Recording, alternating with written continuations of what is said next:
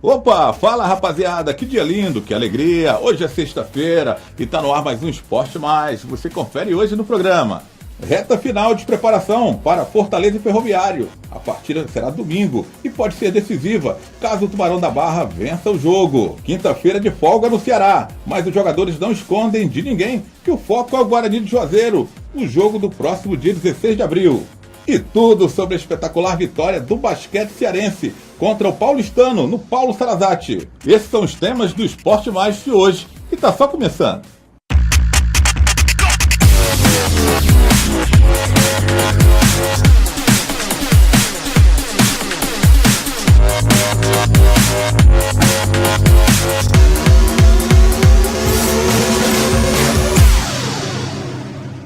Começando a sexta-feira, o Esporte Mais fala do Ceará, o Vozão, que teve folga na quinta-feira, mas no desembarque, o Rodrigo Cavalcante, nosso repórter, conversou com Felipe Menezes. Confere aí. Após o empate da última quarta-feira em Juazeiro, o Ceará ganhou folga na última quinta-feira. No desembarque alvinegro, o meia Felipe Menezes falou sobre as dificuldades encontradas no estádio Romeirão. A gente já imaginava que seria um jogo muito difícil e se confirmou, né? Mas eu acho que foi um resultado que nos dá uma pequena vantagem e agora vamos, dentro do Castelão, tentar fazer um jogo que nos dê um resultado melhor agora, que é a vitória, e ir para o último jogo com a vantagem maior. Felipe comemora agora o bom tempo para trabalhar, pensando no jogo da volta, que será realizado no domingo de Páscoa. Isso, agora já temos alguns dias para trabalhar aí, para poder evoluir dentro do que nós apresentamos nesse jogo e fazer um jogo melhor dentro do Castelão, em nossos domínios, um campo que a gente está mais acostumado e com certeza com esses dias de treino, tenho certeza que a gente vai evoluir. Olha, quem tem joga. Estamos aqui com o comentarista Danilo Queiroz, nosso analista, para falar desse meio campo do Ceará. Felipe Menezes deu entrevista agora para o Rodrigo Cavalcante e vem sendo muito criticado nas atuações. O setor de criação do Ceará tem deixado a desejar. E será que é o Felipe Menezes o culpado? Falta alguma companhia para ele? Está sobrecarregado, Danilo? Olha, Adriano, primeiro, são nossos pensamentos mal concebidos ou pré-concebidos. Há uma concepção seguinte: quem articula a jogada no meio campo é o meia armador. O camisa 10, né? E aí é o camisa camisa 10, isso. O Felipe até se dá essa condição porque ele joga com a camisa 10. É camisa de inscrição e ele escolheu a camisa 10. Perfeito. Mas essa questão dele ser o camisa 10 não significa dizer que ele vai armar as jogadas. Tem uma outra situação que um dia a gente vai precisar explicar, sei lá, num quadro, em alguma coisa montada, que as equipes não jogam da forma como jogavam antigamente. Principalmente hoje o Ceará está tentando utilizar a forma moderna de jogar, num 4-1-4-1. Os caras que jogam nessa segunda linha de 4, todos eles têm a obrigação de alguma forma de armar. Até o Richardson, que é um volante, começando por ele e terminando nos dois jogadores que jogam pelos lados. O torcedor vê a configuração e acha o seguinte: Vitor Rangel é centroavante, atacante, é um ponta esquerda, porque na configuração é como se ele jogasse pela esquerda. Maxi Biancucci é um ponta direita. Na verdade, eles jogam numa linha de 4 um pouco mais atrás. E apesar de jogar dos lados, eles também têm que armar bolas, armar configuração de jogadas para que a bola chegue na frente. Seja para o Magno Alves, seja para um outro centroavante. O que ocorre é que o Felipe se torna um cara sobrecarregado. Ele é um jogador lento, ele não é aquele jogador de chegada lá na frente com a bola dominada, não é um atleta que vai para o drible, como por exemplo o Wesley fazia no Ceará no passado, que era um outro meia, mas uma outra forma de jogo. É um cara que bate bem na bola, né? Risca de longe. Ele tem um outro estilo, esse estilo que você falou. Essa é uma questão que precisa ser resolvida dentro da equipe do Ceará, mas nem todas as críticas podem ser direcionadas ao Felipe Menezes e só ao Felipe Menezes. O futebol moderno hoje pede isso que você falou. Mas isso não era muito fácil, né, Danilo? Só marcar o Felipe Menezes, pronto, acabou. Não tem mais setor de criação. Qualquer time também tem um camisa 10, vamos marcar ele que o time não vai criar nada. Seria fácil demais, futebol, né? Não é assim, né? Não é assim, não é assim. Tem essas questões que precisam ser vistas pelo torcedor e precisam ser resolvidas pelo treinador. O que ocorre é que hoje No pensamento do técnico Givanildo Oliveira, o Felipe Menezes nem seria titular, Adriano.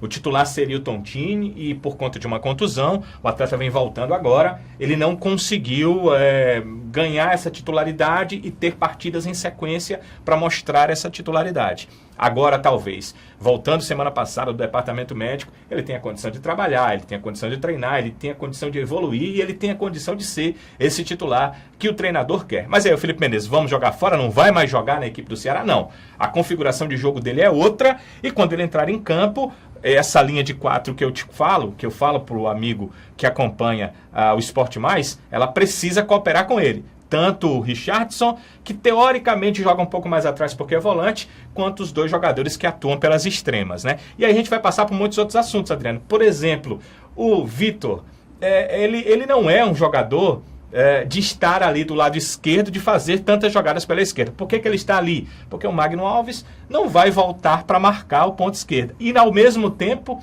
aliás, o lateral direito pela ponta esquerda. Ao mesmo tempo, o Magno não quer ser o centroavante. Ele não quer ser o único homem. Então o Vitor Rangel fica cumprindo uma dúbia função. Ele está aqui na esquerda e vai para o meio na hora que o time ataca para tentar deixar o Magno Alves o mais livre possível da marcação dos dois zagueiros. Por isso ele ainda tem as melhores chances, né, o Magno? Pois é, mas por isso também o torcedor pega no pé do Vitor Rangel, pega no pé do Felipe Menezes, pega no pé de outros jogadores. Sobra pra galera aí, né? Eu não estou excetuando eles não, sabe, Adriano? Alguns não estão rendendo bem, mas tem toda essa questão que o torcedor precisa entender e que o treinador precisa consertar para que o Ceará tenha bons jogos e possa ter chances de gol. Porque eu acho que o que mais faltou em Juazeiro do Norte foram chances de gol por parte do Ceará. Olha, 10 dias para trabalhar, o Givanildo tentar corrigir os erros, 10 dias também para o Guarani de Juazeiro também tentar o que não fez em Juazeiro do Norte, acertar o time para conquistar uma vitória. Dia 16 é o próximo desafio. Agora, Ceará e Guarani de Juazeiro, jogo no Castelão. Mais 10 dias, né? Porque o Ceará tem tido jogos muito espaçados. Uma ótima para jogadores que têm problemas fisiológicos, uma ótima para um Magno Alves, que tem uma certa idade e que normalmente fica fora de jogos na sequência, mas também a cobrança vai ter que vir. Até aqui, o que o Ceará está fazendo a mais com o Givanildo Oliveira do que ele fez com o Gilmar Dalpozo? É uma questão que precisa ser levada em consideração. No meu ponto de vista, o time progrediu pouquíssimo. E será que esse mesmo progresso viria com o antigo treinador? É uma questão também a ser avaliada. O que se pensa para ser campeão cearense, vai ter que se passar, no caso do Ceará, pelo Guarani e pelo vencedor de Ferroviária e Fortaleza. Serão 5 jogos talvez, 2 com certeza contra o Guarani e 3 na final, se o Ceará chegar, muito difíceis. Então a equipe precisa jogar mais do que está jogando no momento. Desfalques do Ceará para o próximo jogo, sem Romário e sem Richardson. Aí, Rafael Carioca e Jackson Calcaia são os cotados. O caminho é esse? O caminho para a lateral esquerda com certeza passa pelo Rafael Carioca. Quem vê os treinos até observa, será que o Romário mereceria mesmo ser titular? Porque o Rafael é muito bom jogador. E é um atleta até mais ofensivo, que com certeza deve agradar em cheio ao torcedor, se fizer nos jogos o que faz nos treinos. Mas, em relação ao meio-campo, fica a gente pensar na questão que a gente estava conversando há pouco, Adriano, sobre o que o Givanildo quer do seu setor de meio-campo. Se ele quiser uma maior progressão ofensiva, se ele quiser um jogador que possa ajudar essa bola a chegar lá na frente, para não ficar só com o Felipe Menezes, ou até com o Tontini se voltar ao time, ele tem outras opções. O Ricardinho é uma delas, mas aí tem a questão física e fisiológica de um jogador que passou 8 meses se recuperando de uma contusão e que só está há 3 jogos entrando nas partidas. Será que ele teria condição? Uma questão para o departamento físico e fisiológico definir, resolver e passar essa informação para o Givanildo. Se ele não puder, o Pedro Quem pode ser uma boa opção. Também é uma questão de avaliar. O jogador estava na Rússia, basicamente não estava jogando. Será que agora ele tem condição de jogar? Valeu, Danilo. E daqui a pouco, aqui no Esporte Mais, tem tudo sobre o basquete cearense. Você vai ver tudo o que aconteceu aqui no jogão. Solar Cearense 87, Paulistano 84. Contra tudo e contra todos. O Carcará voou alto. Veja o Esporte Mais. Não perca.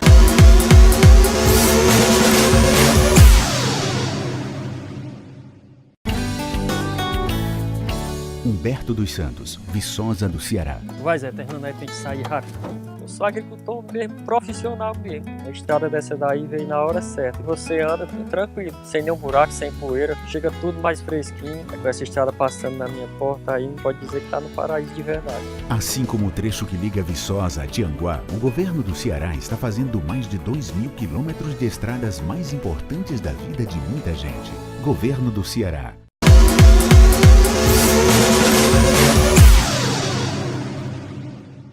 Opa, e a gente volta falando agora do basquete cearense. Uma vitória dramática, a primeira do playoff contra o Paulistano no Paulo Sarazate. Nossa repórter Lívia Rocha conferiu essa vitória do Solar Cearense. Pelo primeiro jogo dos playoffs do Novo Basquete Brasil, a equipe do basquete cearense venceu o Paulistano nesta quinta-feira no ginásio Paulo Sarazate. Mas o jogo foi bem difícil, do início até o fim. A torcida do time cearense foi um elemento a mais que empurrava a equipe de Alberto Bial. Mas o primeiro quarto foi bem irregular da equipe paulistana, que tinha bons arremessos de média distância e também de 3. Por outro lado, o basquete cearense errava bolas fáceis, o que deixou o placar com vantagem para o time de São Paulo por 6 pontos. No segundo quarto, um Carcará mais atento.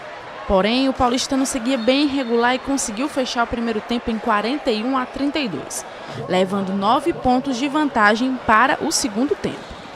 Na volta do intervalo, o basquete cearense aumentou mais o ritmo e conseguiu impor mais o seu jogo, principalmente com Duda Machado, que marcou 18 pontos e fez 7 assistências. Porém, não foi suficiente para se manter na frente. Mais uma vez, perdeu o quarto por 1 ponto.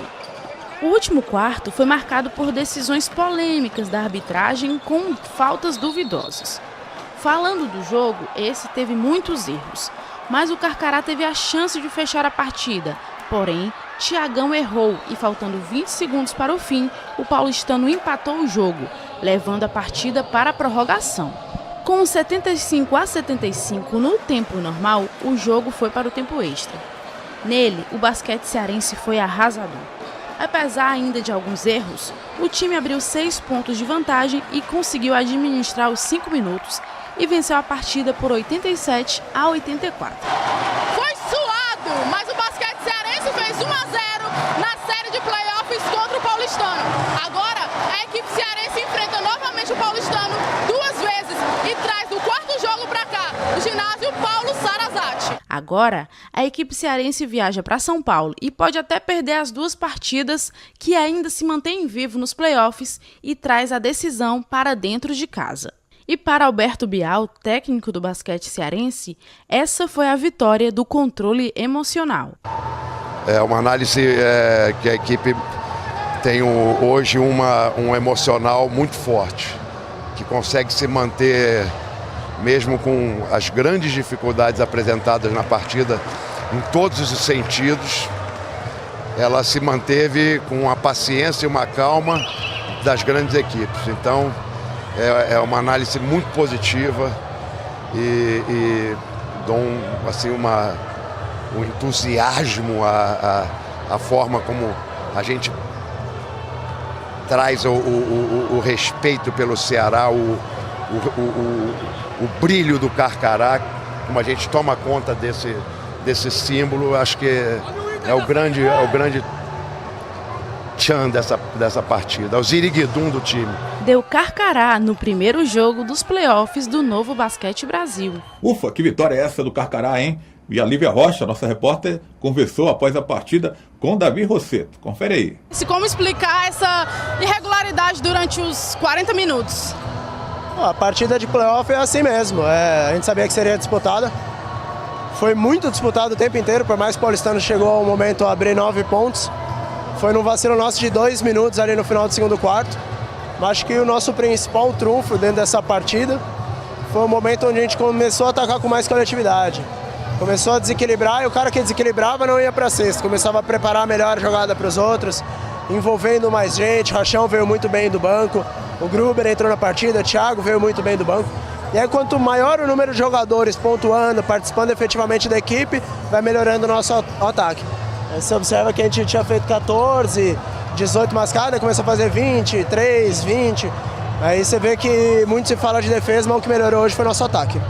O que esperar? Já temos o 4º jogo, né, de volta. O que esperar desses 2 próximos jogos lá, na casa do Paulistano? Eu vou discordar de você, ainda não tem o 4º jogo não. A gente pode ganhar lá os 2 próximos e acabar com a série. É isso que a gente pensa, a gente vai lá para ganhar 2 jogos. E por mais que hoje nós tenhamos terminado a fase em 11º e ele 6º, eu acredito muito na nossa equipe, confio demais que a gente possa ganhar todos os jogos. Você acha que a arbitragem influenciou? Eu acho que eles foram, não por maldade, mas eles foram muito infelizes em algumas marcações e acabaram adquirindo um certo protagonismo num jogo onde o ideal é que você nem saiba quem apitou o jogo, né? Então algumas marcações bem equivocadas deles. Acho que hoje a bola foi justa. A bola foi justa e ganhou o time que jogou melhor. Olha, de novo aqui com o Danilo Queiroz, agora para falar do basquete cearense, dessa vitória do basquete, uma vitória dramática, mas que, né, segundo o Alberto Bial, o técnico do basquete cearense, do Solar Cearense, uma vitória para dar moral nessa abertura de playoff para a equipe cearense. Verdade, realmente para dar moral, porque você vencer um jogo em que você teve dificuldades, em alguns momentos o Paulistano abriu no marcador, o basquete cearense esteve na frente em alguns momentos. Mas, Adriano, abrir no marcador mesmo, o Paulistano conseguiu em alguns momentos que você imaginava que com aquela abertura o basquete cearense não chegasse lá. Eles sempre empataram, eles sempre viraram marcadores, nunca desistiram do jogo. E esse foi o motivo real do basquete cearense ter vencido a partida.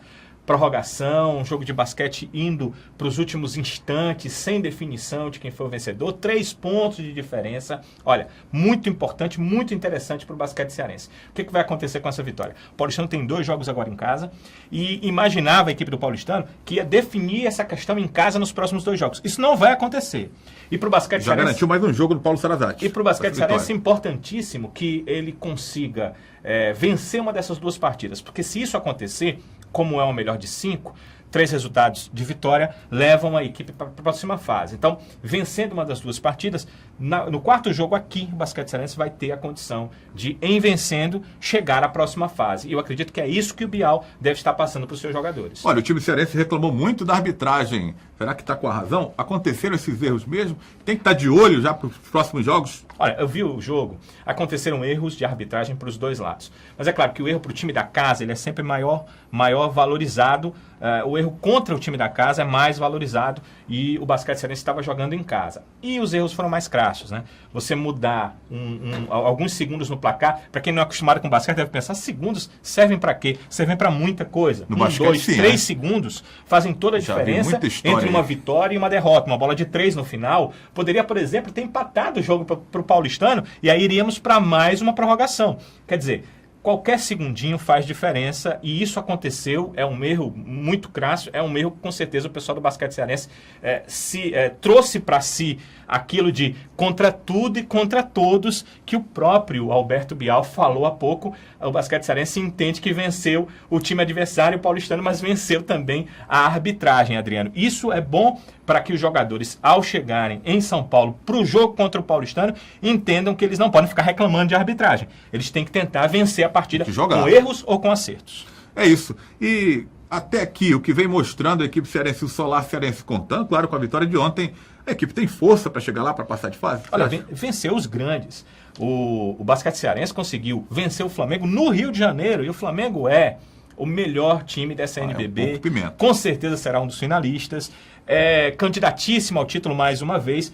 E você ganhar lá no Rio de Janeiro, que você sabe muito bem, Adriano, a torcida do Flamengo vai, seja para futebol ou bolinha de gude, então é difícil fazer isso. Então o basquete cearense, o Alberto Bial esteve conosco, ele disse uma coisa certa, nós já mostramos que somos capazes de vencer qualquer uma das equipes, então é possível. Agora, ele precisa que esses resultados sejam seguidos, porque precisa de 3 vitórias nesse playoff para passar adiante. Como eu disse há pouco, vencer uma das 2 partidas em São Paulo, olha, é primordial. Vai deixar o basquete cearense com a bola amarela, com a bola laranja na mão aqui para tentar classificar para a próxima fase.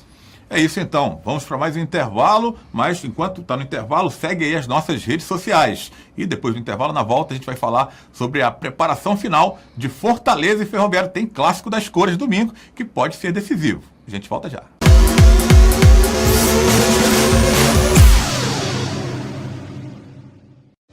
Todo mundo conhece o Aedes aegypti como mosquito da dengue.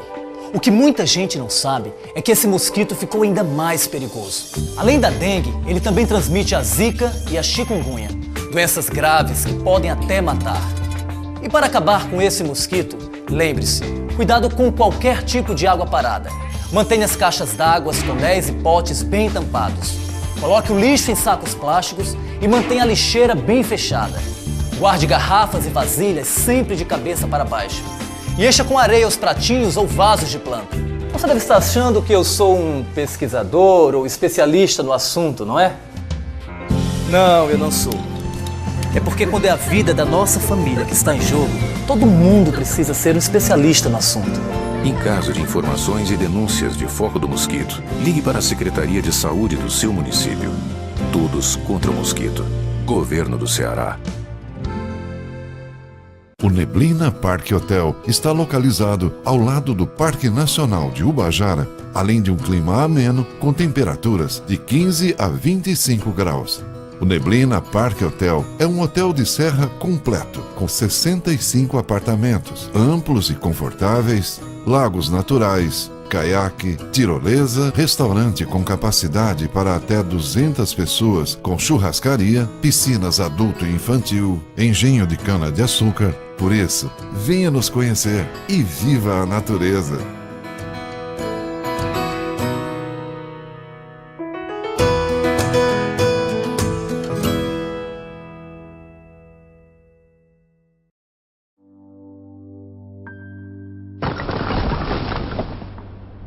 O futuro que espera as crianças que trabalham é o do subemprego e da insegurança. Quando crescerem, essas crianças terão as piores condições de vida. Mas isso pode acabar. Com educação de qualidade, a criança pode escrever um novo futuro. Trabalho infantil não garante futuro. O que garante futuro é a educação.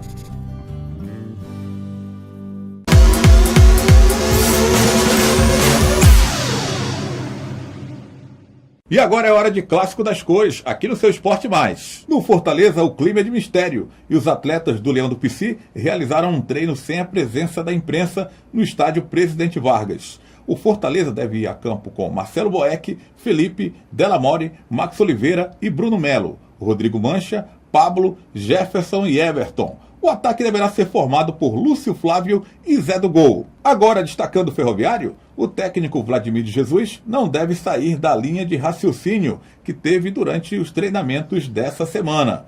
Sem Anderson e Glauber, Vitor Cearense vai para a lateral esquerda e Tony Belém permanece na zaga ao lado de Túlio e Erandir, deverá ser adiantado para o meio-campo na vaga de Glauber.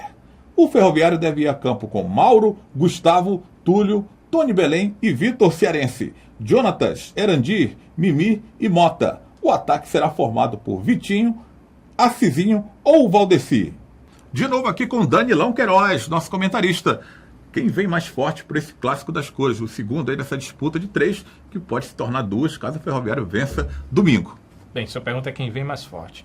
Primeiro, a gente não pode achar que porque o Ferroviário venceu a primeira partida, ele é mais forte tecnicamente, ele é um time mais preparado do que o do Fortaleza. Essa não é a realidade, Adriano, e eu acho que o telespectador, que não tiver clubismo, também vai entender que a realidade é essa. O que ocorre? O Fortaleza é o melhor time, tecnicamente, individualmente, e tem a condição de jogar melhor. E o que ocorre também quando uma equipe perde uma partida como essa? Podem acontecer 2 situações. A primeira é ela internalizar todos os problemas, as dificuldades, e daí não sair de um imenso buraco.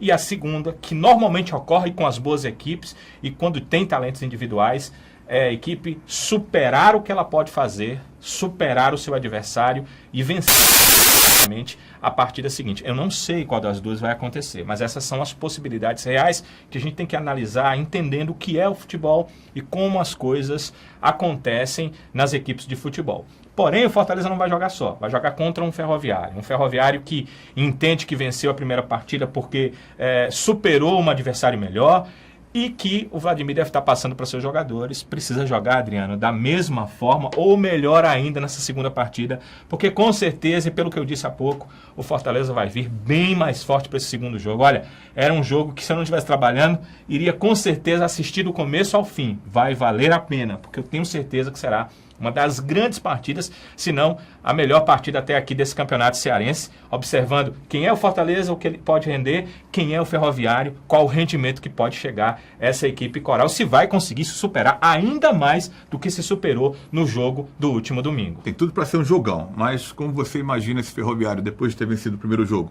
Um pouco mais cauteloso, nesse clássico no segundo?